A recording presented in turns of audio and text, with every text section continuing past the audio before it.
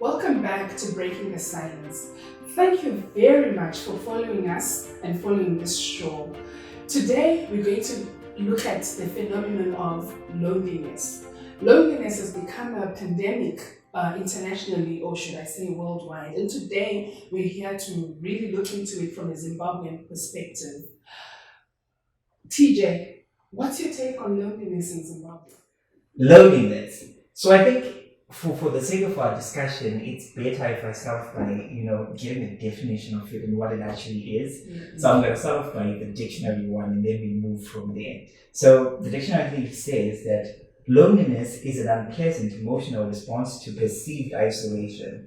Loneliness is also described as a social pain, a psychological mechanism which motivates individuals to seek social connections, right? Mm-hmm. And so I like the part where it says perceived, its sense of perceived isolation, because it's not always the case sometimes that, you're actually isolated, because it's that aspect of, the common thing where people say, I was in a room full of people, but I still felt lonely, because it's a perceived thing. It's your mind seeing certain situations in a certain way. Yeah. I think as humans, we're social beings, right? Mm-hmm. So there's always that need to have social connection with someone. There's always that need to have intimacy, like the definition says, with other people around you. I think that's just how we're made. And so the lack thereof is when loneliness starts to creep in for a person. Yeah, and I also think that loneliness, I think like what we've said, is the perceived state of mind, right? So you can feel it, but is it true? Are you really lonely, right? Could it be just a matter of you needing to reach out? Could it be just a matter of you need to accept the people who are reaching out to you? Yeah. So I think it really borders on it being a feeling versus a reality, and sometimes it's real, and how to handle and work through it. Yeah. I like what you said because it speaks more into psychologists. It has to do like what you're saying with ways of thinking, like how you're thinking about things and how you're that's perception, right? How you're thinking about things. Yeah, very. We've got a part of our brain that's called the social brain. That's the part of our brain that acts to connect us to people. And sometimes when people have gone through some form of trauma or they've experienced rejection or something, it affects that social brain and they begin to look at the world, as the definition said, it's a perception, right? You're perceiving. So they begin to look at the world as if they're distanced from the world. So even their support system that's around them, that's present, they're not able to actually receive them as people that can feel that when we say we're social beings. So we've got something in us that says we need to be connected. But when your brain has been wired in a way that you begin to perceive people as something that's distant, then you're not able to receive of that which needs to fill that void. Yes. As you're talking about not being able to receive, I think there's something that we're always talking about on this panel is it always comes down to family. And I'm thinking when a child is just being born and they're not having the right attachments to either parent, whether their mother or their father, it causes them not to be able to really engage in society sometimes. That's true. Again, that is so true. It's a lot to do with what's actually happening in the brain.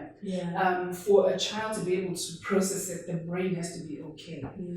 But then when I look at our society today and I compare it to the West even, we're a collective culture. We're a culture where we have extended family and all that. But when you compare it with the West, it's very individualistic.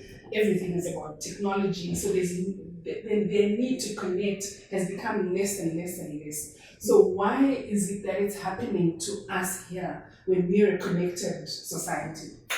I think that, and it's great that you brought the technology part of things. I feel like nowadays we've been so pressurized into building a global village. And so technology has built it out. So we are not connected because of obviously the geographical, state of being, but we are connected online. But what happens online now is there's so many blind spots. For example, it's a fake perception that we are actually connected. We are not. We can follow each other, like and comment, and feel like you know a person, but that in-person connection is non-existent. I feel like that is what is the West, that the perception the West has brought to us, and we've accepted it, and then we now try and act it out, even in our in-person relationships. That is so true. So what does it look like for us? Loneliness. What does it look like? What sort of situations would people become lonely?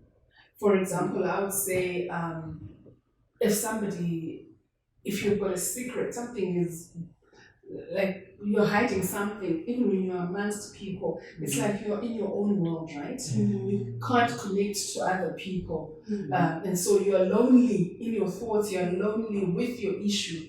It separates you from people. Yeah. What are the situations do you think brings about loneliness? I think also that this is a very apparent one we just went through the recent years, the COVID situation. Yes. Where some people were living in their own apartments and they had to be isolated by themselves and they couldn't get connections and all of that. So for example, part of also loneliness is being able to connect with people physically, hugs, touch, all of those things are also important to make someone feel like they're not alone.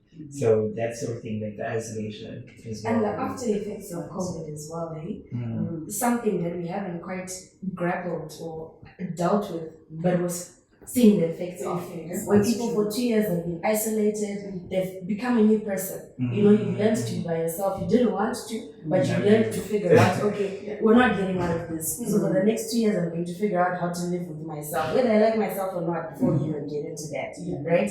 And now we're outside of that and we're trying to rebuild connections again. I remember for me, it was very awkward. Because culturally, you'd have visitors over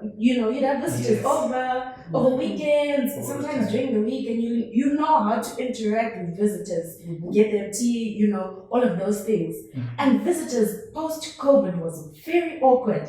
I'm almost like, how do I interact with these people? So what must happen? Do I get tea or not? Because people were not, so there's the effects of trying to deal with what you've gone through because of COVID and where you are now. So people are still experiencing loneliness because lack of adjustment to the new normal. That is actually true. Because I think also one of the norm that came out of that was people working from home. And some people still do actually work from home. And it's creating that sense of now you don't know how to relate to other people in the normal. That's true. And moving on into another cause that I've seen, recently felt is when people move to different locations. So recently I know a friend who moved to Canada for school, and you're getting into a new environment, you don't know anyone, so that loneliness can kick in because new environment, no connections, you're having to start all over. If we're going to link it to our Zimbabwean economy, a lot of people have been forced by the situation to leave the country. So loneliness is on two effects: the person who's leaving and the people who are left behind. Wow. I like what you said about COVID kind of forced us to get into ourselves and look at whether I like myself or not.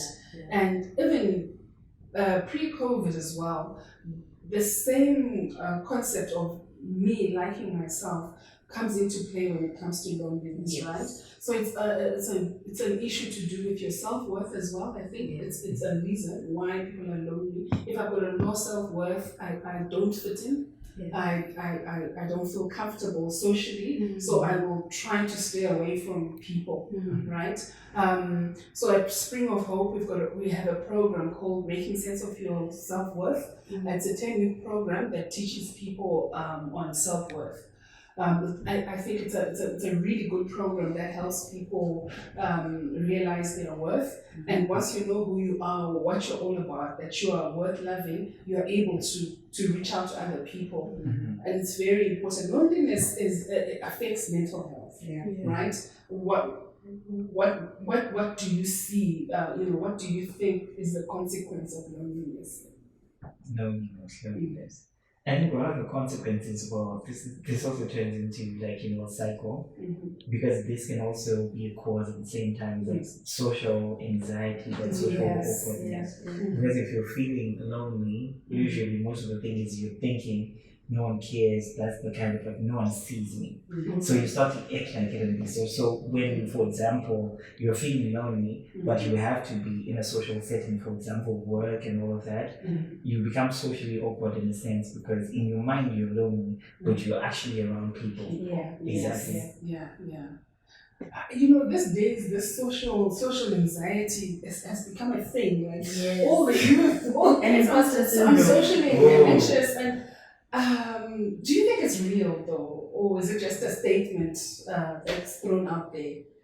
I think it's actually real, because I think on some level I experienced it. Yes. Because growing up, for starters, I'm generally introverted for the most part. Yes. So most of my younger years I would spend by myself. I was a kid where if my brothers are playing outside, you'll find me inside just reading a book by myself. I was the guy that got banned from the library because I was into myself. And then you realize, this is actually a social world. I actually need to engage socially with people. So now trying to find that gauge was what started the social anxiety, because I'm coming into it, I don't actually know how to relate to my peers because I haven't been doing it. Yeah. So from that sense, it's a very real thing, because you're like, okay, what do I say now? What do I do? What I say okay? Did I offend people? So there's all that, and you become So when you socialize, you actually learn socializing skills. Exactly. Right? You go, you meet people, and you learn that this way of speaking is not okay.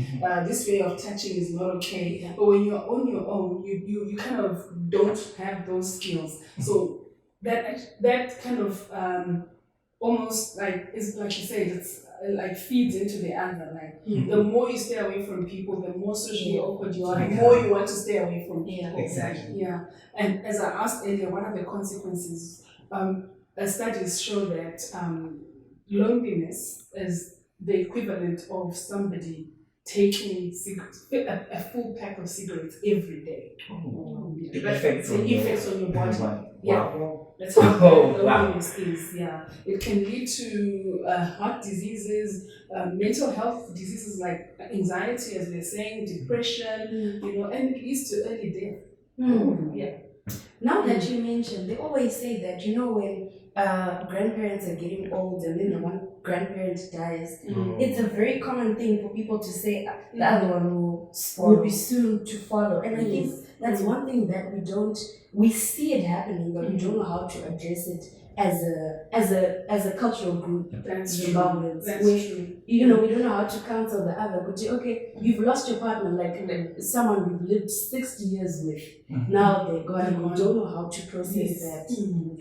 Even just like talking about people, like, because you're saying you're connected to this person so much. Yeah. So when they leave, it's like, your world has lived, a part of it is shut down. It's similar to when you're in school even, or when you're working, or and if you are removed from that social setting, your need for people will still be there. Yeah. So if you do not have that need fulfilled, you are lonely and you isolate and you're in your head and you start to think about things, make up scenarios that are not even true sometimes. And as a result, you start to dwindle and you start to even your memory can start, losing itself. You don't remember certain things, and sometimes you're suppressing. I think that it also affects how you can become, even personality-wise. It shifts your personality from a person who was bubbly and whatnot to a person who's cold and not even cold per se, but just to yourself. You kept to yourself. I was talking to my aunt the other time, and she was like, she kept her job. She doesn't need her job, but she teaches. She doesn't need it, but she kept it because she needs that human interaction. When you don't have that human interaction, you it's inevitable, you will shut down.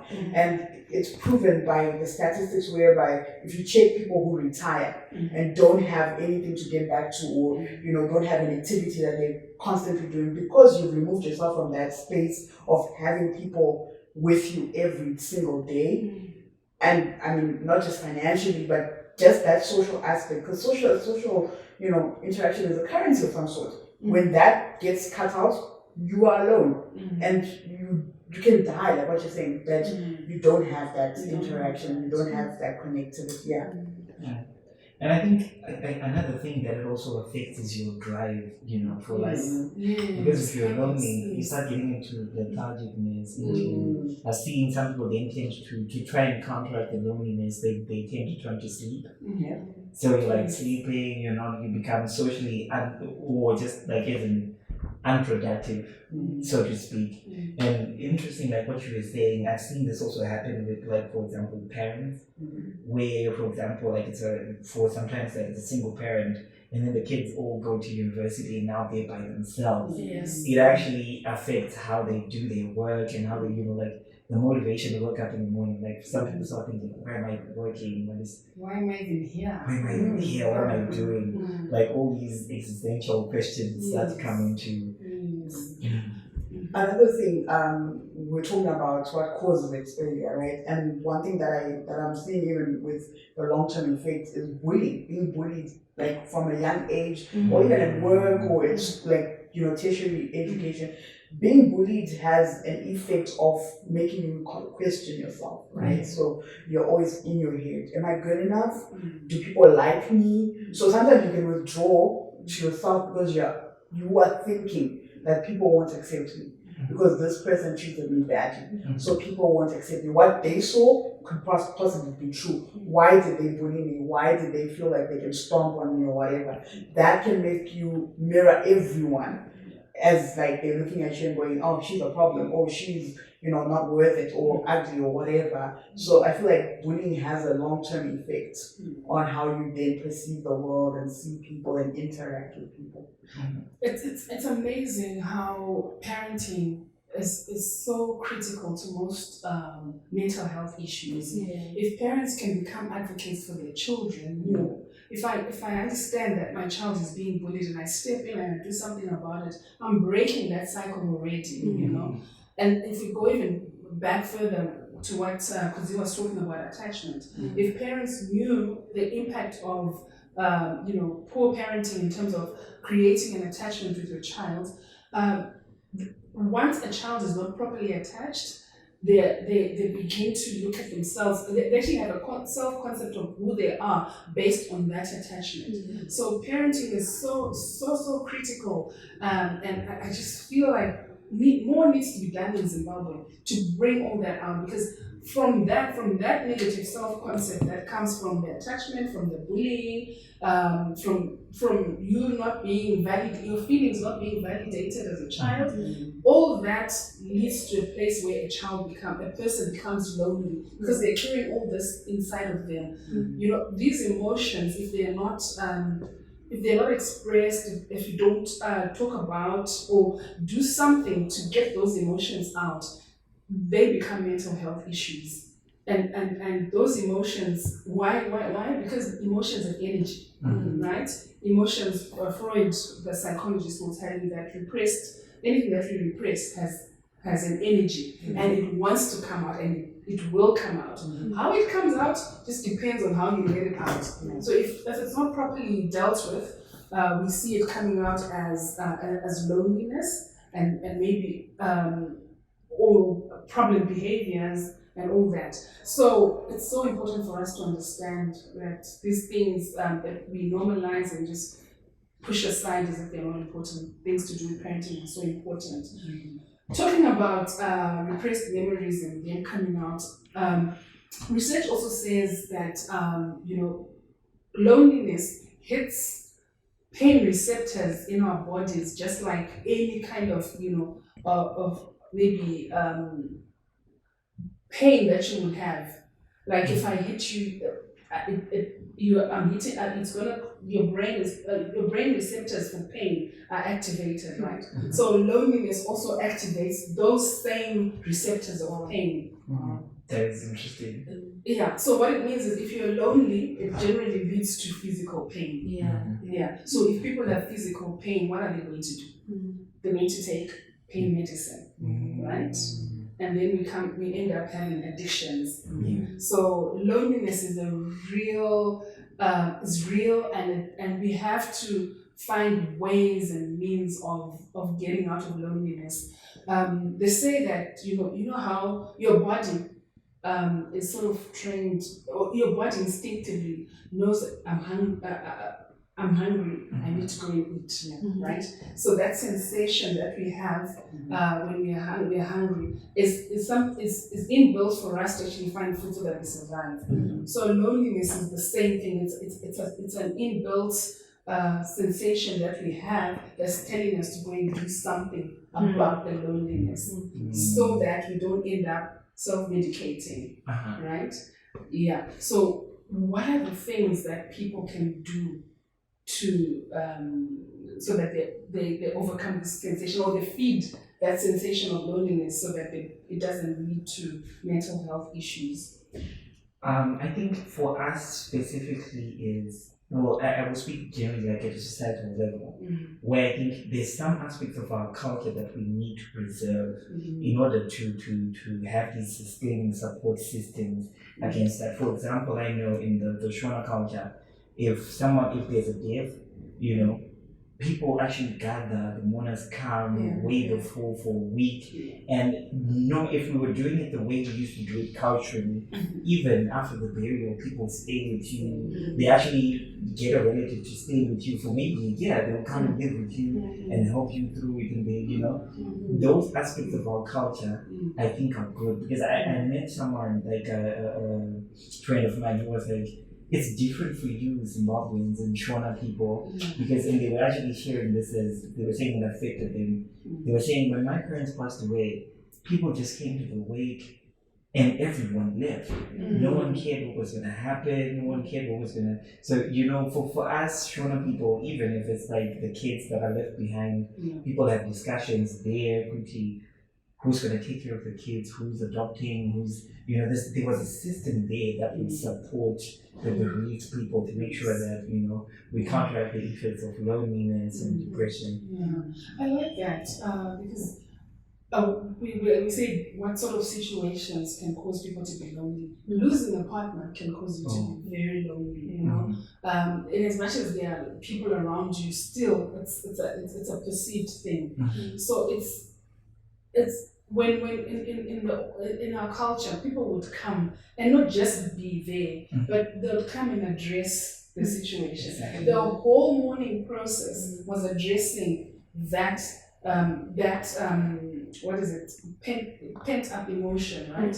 So that you're allowing the person to wail, you're allowing the person to speak, to express what they're feeling. That's the beginning of getting over, getting that feeling, that inner feeling of loneliness actually met. Yeah, the need to feel that you're basically saying, let's express it, and so it makes it better. Yes. I think I also like the culture where we don't have cousins, we don't have my aunt. Everyone is mom or dad, sister or brother, grandfather or grandmother, whoever on both your parents, like your father's side or your mom's side, and even extended family at large. So that's, apart from death, where we then say, so who's gonna, for lack of a better word, let me say it in Shona, in other cultures, so who's gonna go and visit cousin whoever, right? So in our culture, we have a togetherness that we already know and appreciate, and even that philosophy of Ubuntu, right? We are because someone else is. So we accept in our Zimbabwean culture and Africanness is we accept that we can't exist outside of others. We are so intertwined and we have to remain that way. So I like what you're saying, that we have to preserve that.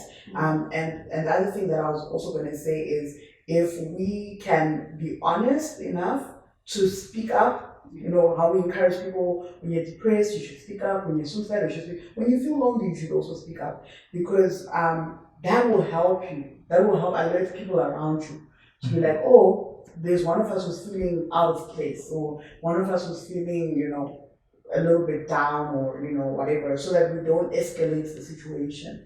It is like we quickly surround you, we quickly gather and support you or whatever, because it's not only loss, you can lose a job, you can lose friendships, people don't really talk about that much, but you can lose friendship, which means you're now lonely, or you have to figure out a way to get to a new friendship group or figure out new friends or whatever. So during that process, if you can talk to somebody, and that way accept connection and look for new connection, that can help.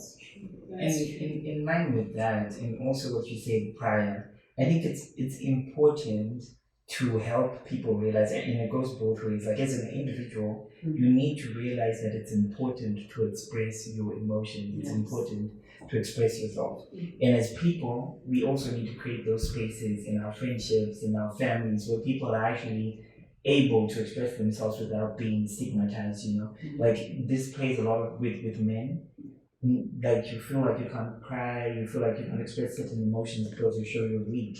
That feeds into what you're saying, that you become isolated in your pain and you start to feel lonely in that. So when you express and you're in an environment where your expression is not stifled or ridiculed or belittled, it actually helps you connect with people, because that's also a part of connection, where sharing like our experiences and it also is that feeling of being seen. So I think expression, being able to express yourself and being in environments that allow you to do that, is very important to counteract loneliness. That's true. I think sometimes also it's all fine and well to say that voice your opinions or verbalize, but sometimes when you're in it, you can't verbalize it because you don't know what it is.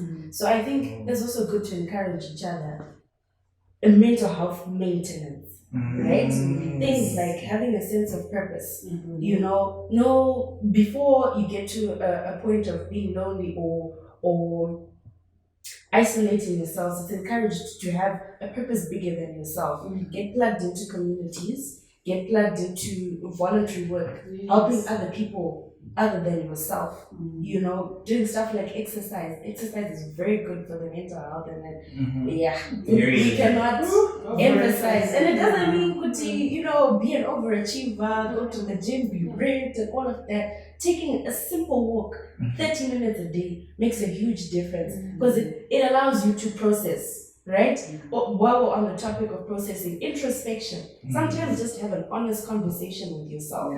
It goes a long way to, before something happens, you can almost catch yourself. Do research as well. I think Zimbabwe, and conversations like this are helping us to grapple with mental health issues. It's something that is not really emphasized in our culture. But do the research and understand, okay, I might be feeling this because of this, and it also helps you to communicate because of this in a case where you would not have been able to. So we said a lot about what we can do to overcome loneliness, but unfortunately, as we said earlier, loneliness impacts the brain, and the person who's been impacted by loneliness would probably find it hard to seek the help that we hope that they would seek.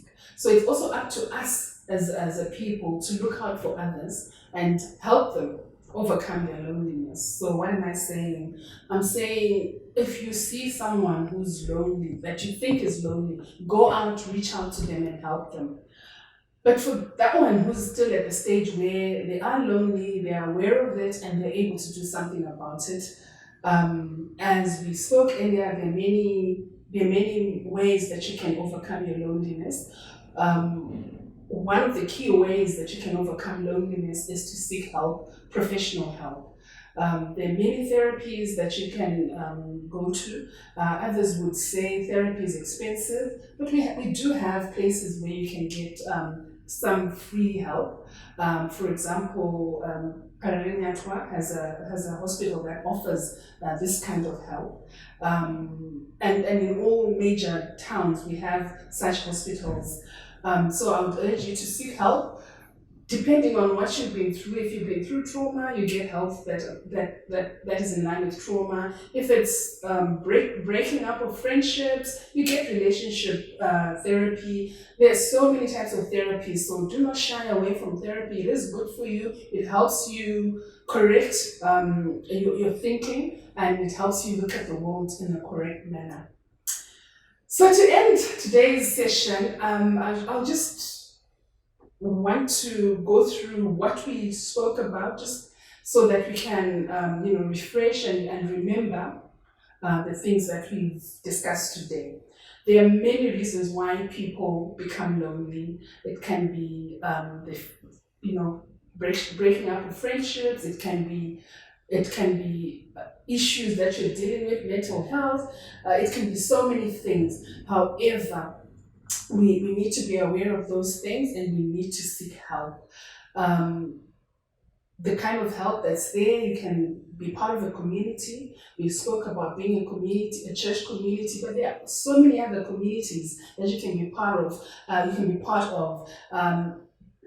Maybe a place where you can find your hobbies. If you're into nature, join a nature group, join bird watching, there's so many other ways where you can connect. Connecting actually is very good for your happiness hormones to be activated. We spoke about, stay engaged. Find things that you can do that keep you engaged. Exercise, as Kudzi said, is very important. Self-care even. Have a self-care routine. That way, when you're not following your routine, it's an alert to you that something is wrong. Get a pet. It sounds like very Western, but pets, dogs are good for us. They are a companion. You can talk to them, and it helps you get out of loneliness. Help others, as I said earlier.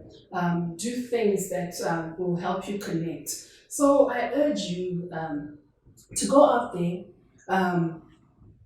and meet people, talk to people, and I wish you all the best. And I hope that this session has been helpful to you, and that you will continue to like, share, and hit that notification button. Thank you.